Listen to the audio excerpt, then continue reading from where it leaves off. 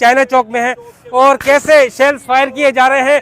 मुजाहिरीन को काफ़ी दूर तक धकेला जा रहा है और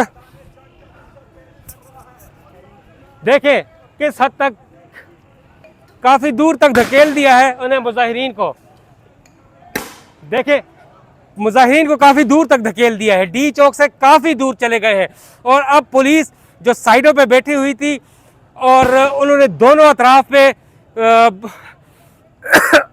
पीछे धकेला है मुजाहिरीन को और शेल्स इस वक्त फायर किए जा रहे हैं। रबर की गोलियां नहीं फायर की जा रही मगर शेल्स जो हैं आंसू गैस के वो फायर किए जा रहे हैं कि ज़्यादा से ज़्यादा मुजाहिरीन को पीछे धकेला जा सके। तो देखा गया है कि कुलसूम प्लाजा या कुलसूम अंडरपास के पीछे तक उन्हें धकेल दिया गया है। मेट्रो सर्विस आप देख सकते हो कि मेट्रो सर्विस बिल्कुल मुअत्तल है सुबह से ही। और पुलिस की भारी नफरी तैयार की देखें तो शेल्स वगैरह फायर की गए। उनके कुछ खोल्स वगैरह ऐसे हमारे पास हैं। ये देखें शेल्स कि हम बता सकते हैं कि किस किस्म के हमारे पास शेल्स है।